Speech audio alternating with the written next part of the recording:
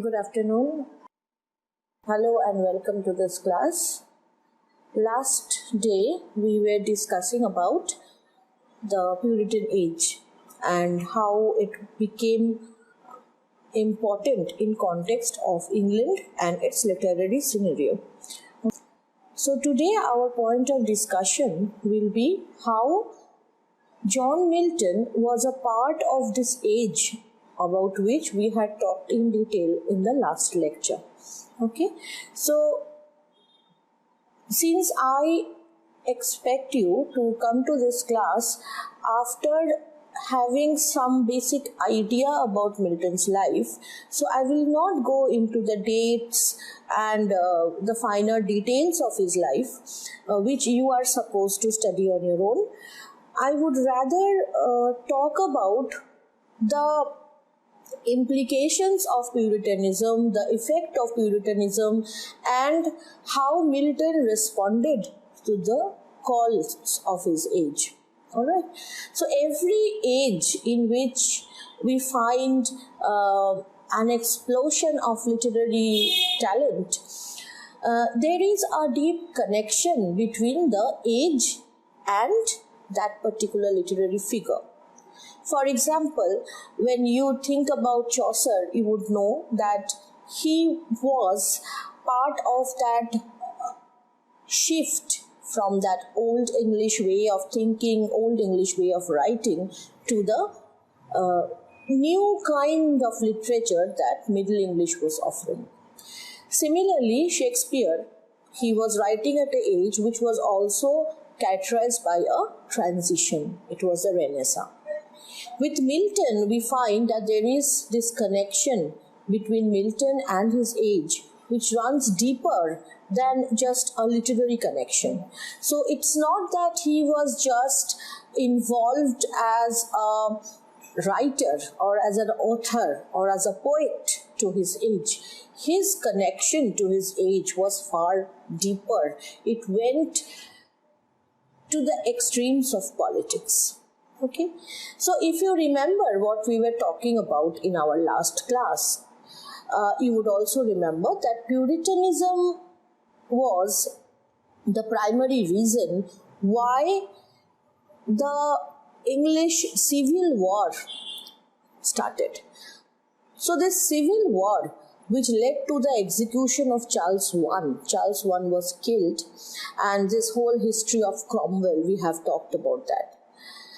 Now we will focus our attention to Milton. If you have read about Milton's life, you would realize that his life is basically, it can be divided into three stages. Okay, so his early stage when he was growing up, he was an extremely studious person, and his father made sure that he got the best of education, and he had an entire library in his house, which was something that built the groundwork of his development. You will understand this, that if a person is brought up in an environment where he is constantly in connection with the greatest literature that the classical age had to offer, the Renaissance had to offer, then you will understand that this man is going to be, deriving from all these sources when he is going to produce thing of its own. Which means that if you are a person who has read a lot about what was written before you were born, automatically when you begin to write, you have all these influences on you. Okay. But at the same time, Milton belonged to the Puritan ethos of his age. Okay. And being an educated man, being a knowledgeable man, and carrying the legacy of Renaissance. You know what Renaissance was all about? Renaissance was all about liberation of the mind, about the liberation of people. So if you belong to an age which comes after the Renaissance, you got to carry inside you those ideals of freedom, human potential. Okay, so Milton understood that I have this legacy. Legacy means when you are born with that quality, that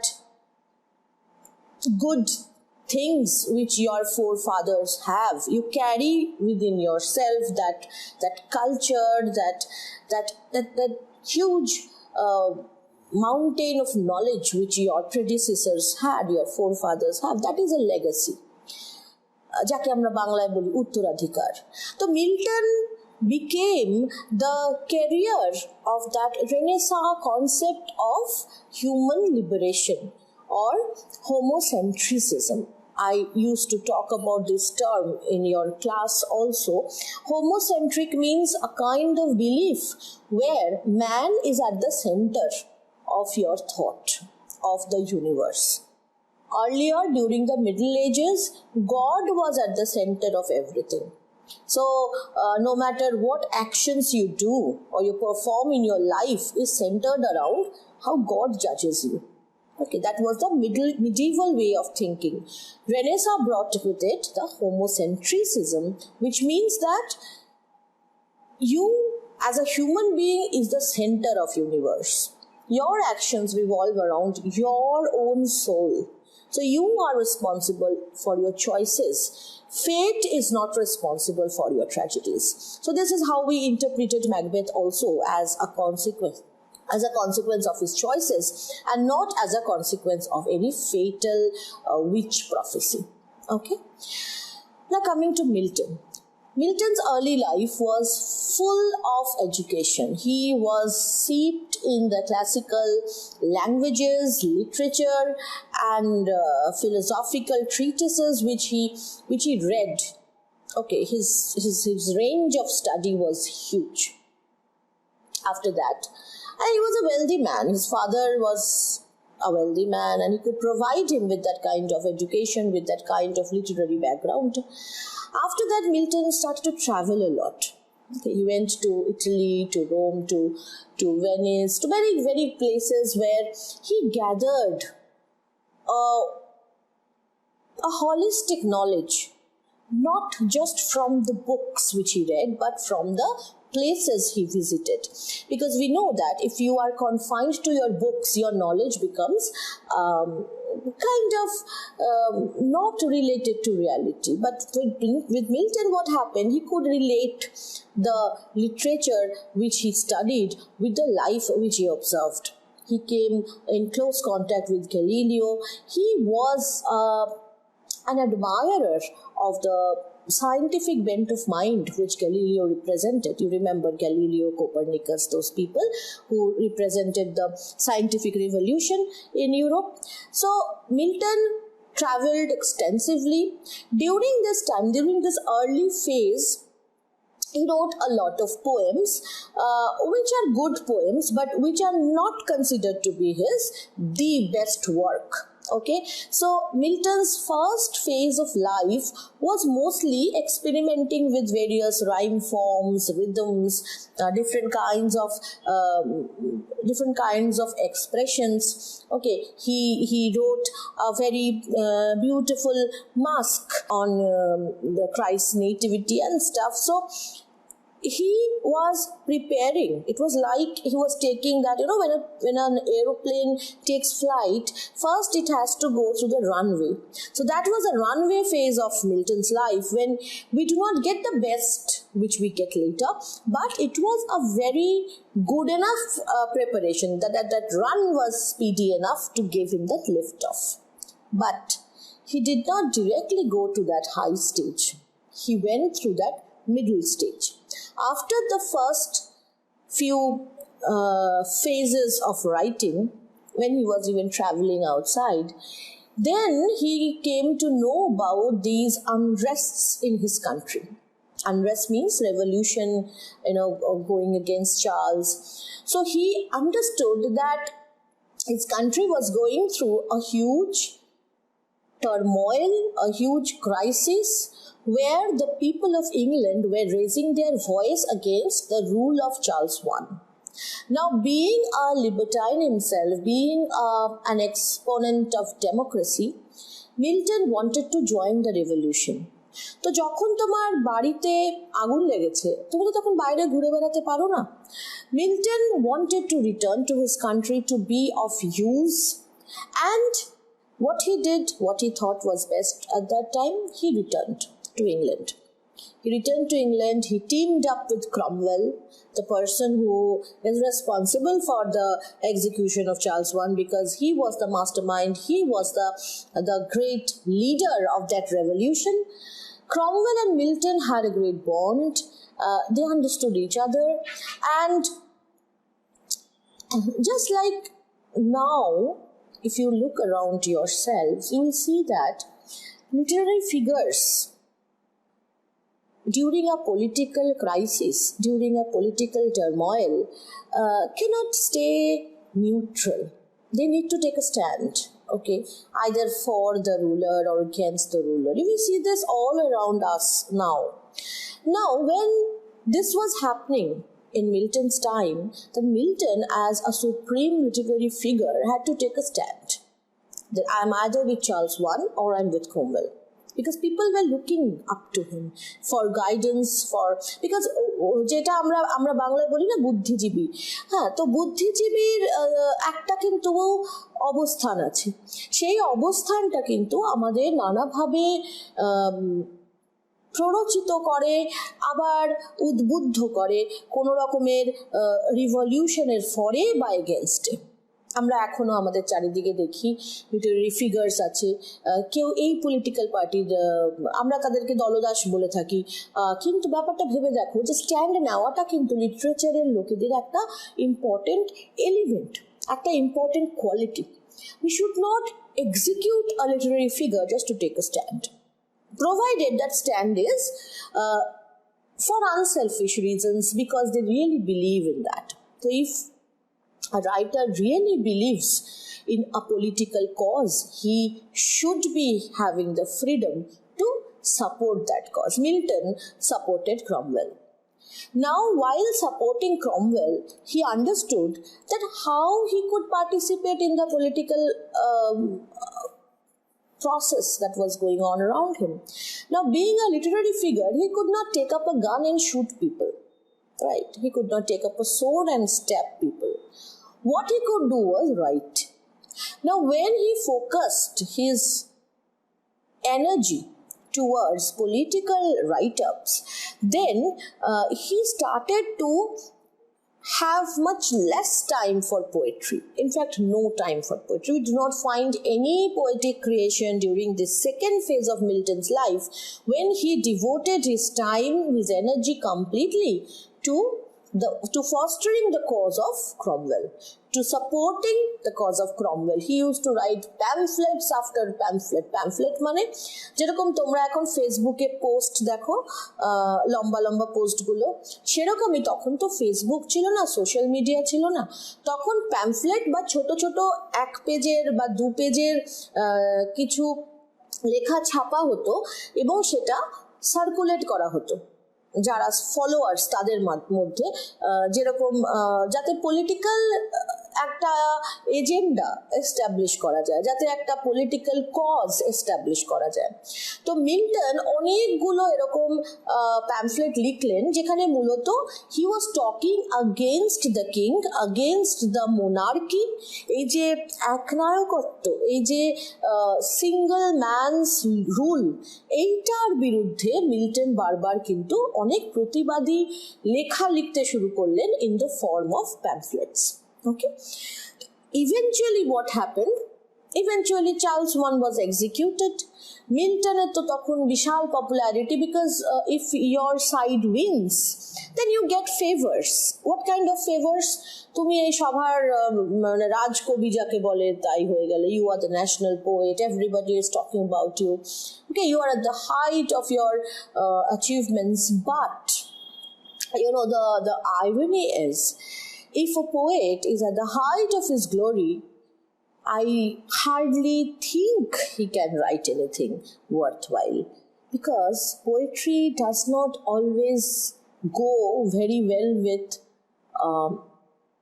fame.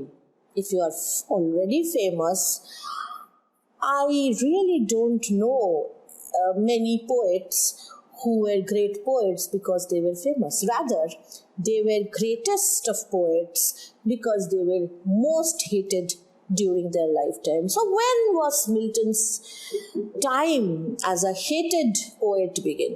Because unless and until he was to be hated,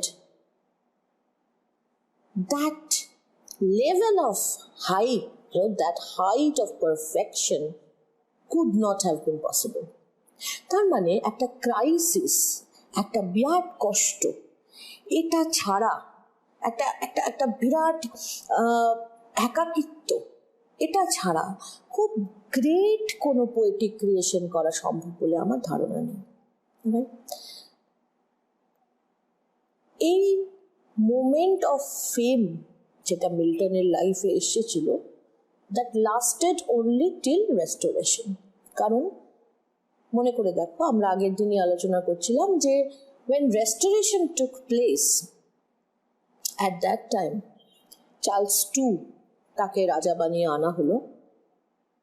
সঙ্গে সঙ্গে যেসব মানুষরা Charles ওয়ানের এক্সিকিউশনে প্রচণ্ড vocal ছিলেন, প্রচণ্ড powerful ছিলেন, তাদেরকে শ্রেণী শত্রু বানিয়ে দেওয়া হলো। They were called the enemy of the state. And Milton was a very powerful face, and he had no option but to go underground. Personal life এর দিক থেকে যদি দেখি আমরা আরেকবার একটু পেছনে যাচ্ছি, so that we understand what was happening with him inside his mind as well. In the early stage of his life, he got married to a woman who belonged to the royalist family. আমাদের এই পশ্চিমবঙ্গে বসে ওই রয়্যালিস্ট, তারপরে Puritan, এগুলোর কনফ্লিক্টগুলো বোঝা খুব মুশকিল। আমি এরকম বলে দিতে চাই তোমাকে যে ঘটনাটা এভাবে দেখো যে I am giving a very contemporary example. We know about two different political parties who are at loggerhead with each other, or Congress আর বিজেপি। ওকে, এমন একটা টাইমে যখন একটা কোনো বিশাল ইস্যু তৈরি হচ্ছে দেশে, সেই সময় যদি দুটো পার্টিতে একটি ছেলে আর একটি মেয়ে থাকে, and they get married, and they have their values attached to their own parties, their own political parties, that marriage is going to go through a lot of turmoil.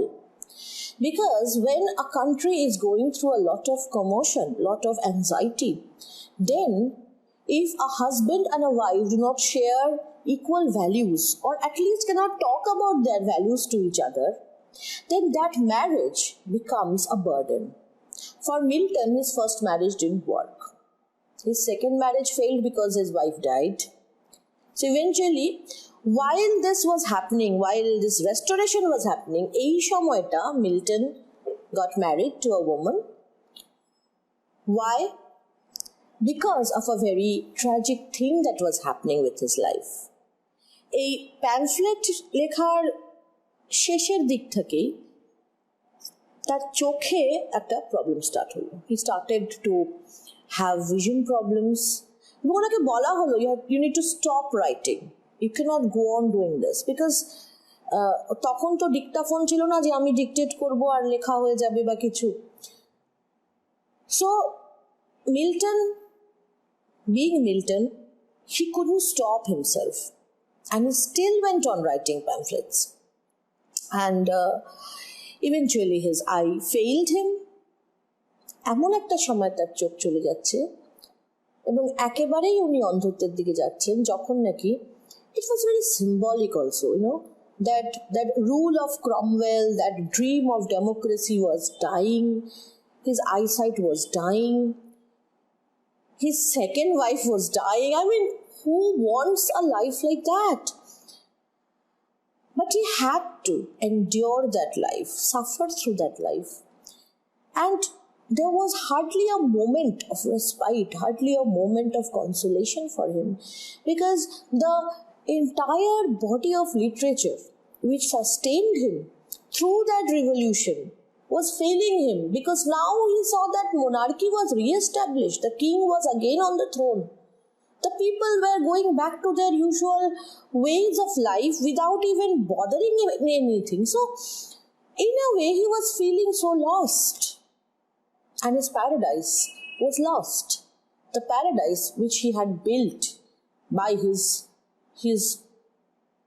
doctrine of independence, the doctrine of revolution, that was losing. And he started to believe in things which he didn't believe anymore. What kind of things? He started to question, was it even worth it? Like, I rebelled, I took a choice, I chose wrong, because obviously if I didn't choose wrong, why did Cromwell's rule end? So if I chose wrong, was it wrong to choose it, or was it necessary for me to realize what I have realized? তো আমি আমার জীবনে কিছু পেলাম না, আমার কিছু ভুল সিদ্ধান্তের জন্য। তার মানে কি সিদ্ধান্ত নেওয়ার ক্ষমতা থাকাটা খারাপ? নাকি এই যে ভুল সিদ্ধান্ত নিয়ে আমি একটা সাফারিংয়ে আসলাম, এটার ফলে আমার যে মানসিক উন্নতি হলো, এই যে আমি চিন্তার আমার এক্সপ্যানশন হলো, এটার জন্যেই কি সাফারিং এর দরকার আছে? So he started to question many things. He started to question, why is he suffering so much? Why man suffers so much? And eventually he understands that this suffering is necessary. Because this suffering only will make you realize where you went wrong. No amount of book, no amount of literature can teach you what life can. And therefore God is justified in providing you with a choice, because He is giving you the freedom to choose.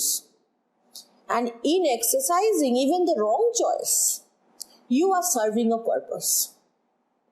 মানে আমি যদি সহজ বাংলায় বলি, Milton এভাবে হয়তো দেখেছিলেন, আমরা জানি না, যে আমাদের চয়েস আছে অনেক কিছু করার।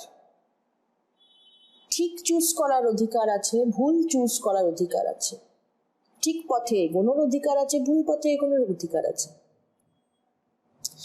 কিন্তু শুধু ঠিক পথে এগোনোটাই একমাত্র সার্থকতা নয়, ভুল পথে এগোনোরও একটা সার্থকতা আছে, কারণ সেটা আমাদের কিন্তু একটা নলেজ দেয়, যে নলেজটা in itself is a justification of our action. ঠিক আছে? এই অন্ধত্বের মতন পরিস্থিতি, এই অন্ধত্বের পরিস্থিতিতে বা অবস্থায় he started to write what he had always planned to have written. Milton সারা জীবন ভেবেছিলেন একটা ড্রামা লিখবেন। He would write a tragedy, অ্যাডামের ট্র্যাজেডি। এবং সবসময় উনি সেটাই প্ল্যান করেছিলেন যে আমি একটা ট্র্যাজেডি লিখবো, অ্যাডাম হবে হিরো, এবং সে কিছু মিস্টেক, অবভিয়াসলি অ্যাডামের তো চয়েসের প্রবলেম ছিল, ভুল চুজ করেছিল, তো সেগুলো নিয়ে লিখবো, কনসিকুয়েন্স লিখবো, মিটে যাবে। বাট উনি পরে আস্তে আস্তে বুঝতে পারলেন যে একটা ড্রামা লেখার জন্য যে অবজেক্টিভিটিটা দরকার, অবজেক্টিভিটি মানে তুমি যখন একটা ভালো ড্রামাটিস্ট হও তখন তোমাকে বাইরে থেকে চরিত্রগুলোকে দেখতে হবে। ওকে, যেরকম Shakespeare could look at Macbeth, Lady Macbeth, Brutus, Caesar, Portia, everybody from outside. এর অদ্ভুত ক্ষমতা, যেটা তোমরা যখন রবার্ট ব্রাউনিং পড়বে তখন দেখবে রবার্ট ব্রাউনিং এর মধ্যে এই ক্ষমতাটা রয়েছে। উনি বাইরে থেকে একটা ক্যারেক্টারকে দেখতে পাচ্ছেন, ওনার কিছু যেন যায় আসছে না। রবীন্দ্রনাথের এই অবজেক্টিভিটিটা আছে। উনি কোনো স্টেটমেন্ট দেন না, কোনো রকমের কোনো ভ্যালু স্টেটমেন্ট তোমরা কিন্তু পাবে না। তোমরা যেটা পাবে সেটা হচ্ছে একটা বাইরে থেকে তোমাকে কতগুলো চরিত্র দিয়ে দেওয়া হলো এবং তুমি নিজের মতো বুঝে নাও। ওকে, এই অবজেক্টিভিটিটা মিল্টনের পক্ষে সম্ভবই ছিল না ওই রকম ক্রাইসিসের মধ্যে এস্টাবলিশ করা। সেই জন্য he chose this style of epic. এপিকটা হচ্ছে ডাইজেসিস মানে যেটা নারেট করা হয়, যেটা বলা হয়, মানে সেখানে একটা ভয়েস আছে যে তোমাকে কিছু বলছে। তার মানে ঘটনা যা বলা হচ্ছে, but there is also a speaking voice behind it. এবং মিল্টনের অনেক কিছু বলার আছে on his own, and he wants you to show things from his perspective. ড্রামাতে কি হয়? মাইমেসিস হয়। এই শব্দটা তোমরা পেয়েছো, আমি এই শব্দটা ডিসকাস করেছি, আমার মনে আছে। মাইমেসিস মানে ইমিটেশন অফ অ্যান অ্যাকশন, মানে একটা ঘটনাকে স্টেজের উপর দেখানো, ইমিটেট করা, যেটা নাকি আমরা ড্রামাতে পাই। তো আমরা যেটা বলতে পারি যে মিল্টনের ক্ষেত্রে ডাইজেসিসটা বেটার ছিল অপশন হিসেবে মাইমেসিসের থেকে। যে কারণে আমরা দেখব যে মিল্টন অবশ্যই ড্রামা লিখেছেন, স্যামসন অ্যাগোনিস্টাস লিখেছেন, কিন্তু সেটা কিন্তু শেক্সপিয়ারিয়ান ড্রামার মতো এলিমেন্টস তার মধ্যে নেই। It is more like a closet drama, যেটা তুমি ঘরের মধ্যে বসে একা একা পড়তে পারো as a poetry, as a poetic piece. ঠিক আছে, তাহলে স্যামসন অ্যাগোনিস্টাসটাও কিন্তু অ্যাকচুয়ালি একটা নারেটিভ ড্রামা বলা যেতে পারে, যেখানে অনেকখানি আমরা দেখতে পাই স্যামসনের যে স্পিচগুলো সেগুলো মিল্টনের নিজের বক্তব্য। Coming back to paradise lost, so during this time when he was in hiding underground, running from the authorities, and he was going through a lot of crisis, he started dictating these beautiful lines to his wife, who was his wife, an attendant too, and she started writing. তার মানে মিল্টনের সব থেকে বড় অ্যাচিভমেন্টটা, যেটার জন্য তাকে সবাই সারা জীবন মনে রাখে, যেটার জন্য he is a timeless writer, he did not even see those words which he wrote, or rather he didn't write them. So did Milton write Paradise Lost? He didn't. He created Paradise Lost, and he could never see